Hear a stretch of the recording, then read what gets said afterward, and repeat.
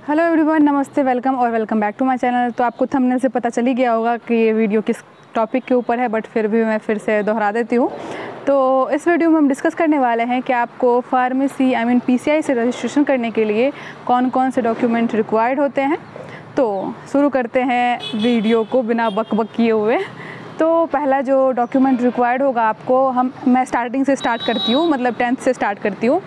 तो पहला जो डॉक्यूमेंट रिक्वायर्ड होगा आपको 10th का सर्टिफिकेट मार्कशीट रिक्वायर्ड होगा, और मार्कशीट के साथ आपको 10th का सर्टिफिकेट भी रिक्वायर्ड होगा जो अलग से आता है। पहले मिलता था, अभी शायद नहीं मिल रहा है, गवर्नमेंट वाले कॉलेजेस नहीं दे रहे हैं। बट आपको 10th का मार्कशीट भी चाहिए और 10th का सर्टिफिकेट जो अलग से आता है, जैसे कि हमारा प्रोविज़नल सर्टिफिकेट अब आता है बैचलर्स का, उसी तरीके से 10th का सर्टिफिकेट भी आता है। तो आपको वो 10th का सर्टिफिकेट भी लगेगा। उसके बाद दूसरी बात करें दूसरे सर्टिफिकेट की, तो 12th का मार्कशीट आपको रजिस्ट्रेशन के लिए चाहिए और 12th का सर्टिफिकेट भी चाहिए। आप ये याद रखिएगा कि ये सर्टिफिकेट और मार्कशीट दोनों अलग चीज़ होता है। मार्कशीट वो होता है जिसमें मार्क्स लिखे होते हैं हमारे कि हमने कितना स्कोर किया है, और सर्टिफिकेट में हमने मतलब पास किया हुआ है किस कॉलेज से, हम कौन सा डिवीज़न आया है, ये लिखा रहता है। मतलब ऐसे जैसे प्रोविज़नल सर्टिफिकेट आता है उसी तरीके से होता है।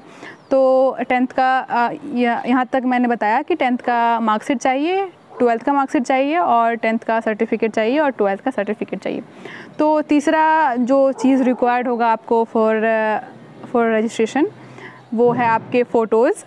तो आपके फ़ोटोज़ वैसे तो 6 रिक्वायर्ड हो गए, तो बट लेकिन ऐसा नहीं है कि आप फ़ोटोज़ तो ज़्यादा ही रख लो, क्योंकि क्या पता कि कितने फ़ोटोज़ लगे।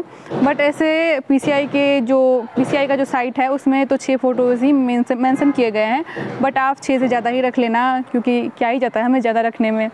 तो आपको फ़ोटोज़ तीसरा जो मतलब डॉक्यूमेंट रिक्वायर्ड होगा वो है आपके फ़ोटोज़। तो चौथे जो डॉक्यूमेंट रिक्वायर्ड होंगे आपको, वो है अगर आपने डिप्लोमा से आप रजिस्ट्रेशन करवा रहे हो, तो आपका ट्रेनिंग सर्टिफिकेट जो डिप्लोमा कंप्लीट करने के बाद हमें 500 आवर्स पूरा करना पड़ता है ट्रेनिंग हॉस्पिटल में, उसका हमें सर्टिफिकेट लगाना पड़ता है फॉर रजिस्ट्रेशन। तो आपके जो सर्टिफिकेट मिलते हैं कॉलेज से मिलता है पहले, उसके बाद हम वो हॉस्पिटल में सबमिट करते हैं। तो फिर जब हमारा क्या बोलते हैं 500 आवर्स पूरा हो जाता है 3 मंथ में, फिर हमें वो रिटर्न करते हैं अपना सिग्नेचर स्टाम्प लगा के और वार्ड लिख के कि हमने कौन कौन से वार्ड में काम किया।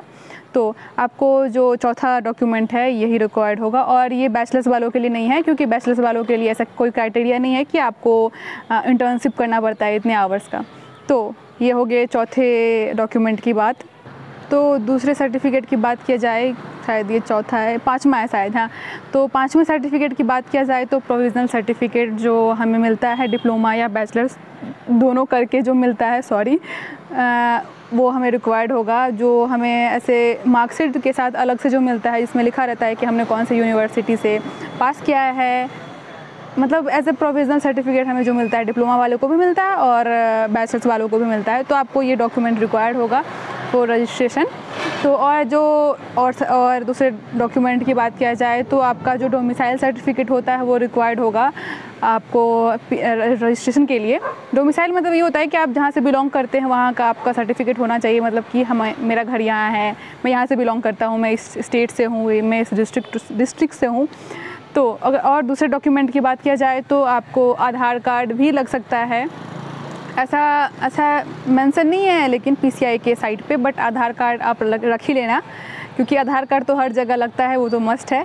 सो आधार कार्ड आप रख लेना। मतलब सर्टिफिकेट के अलावा अलग और डॉक्यूमेंट की बात किया जाए तो आप अगर वहाँ जाओगे पीसीआई में, अगर आप ऑफलाइन करवा रहे हो तो वहाँ पे आपको कोर्ट से एक डॉक्यूमेंट बनाना पड़ता है। उसमें आपको डिफरेंट मतलब पेजेस दिए जाते हैं, जिसमें अलग अलग लिखा रहता है। उसमें आपको अपना नाम, पता, ये सब भरना रहता है। वो 11 डॉक्यूमेंट मिलते हैं, मतलब 11 पेज मिलता है, वहाँ पे आपको भरना होता है। बट अब तो ऐसा है कि सब कुछ ऑनलाइन है, तो आप ऑनलाइन ही ये सारे डॉक्यूमेंट आप फिल कर दो, मतलब फॉर्म में ऐड कर दो तो आपका हो जाएगा। सो आई होप आपको इस वीडियो से पता चल गया होगा कि आपको कौन कौन से डॉक्यूमेंट रिक्वायर्ड है, और मैं डिस्क्रिप्शन में नाम भी लिख दूँगी अगर आपको मेरा वो लैंग्वेज थोड़ा सा समझ में नहीं आ रहा है तो।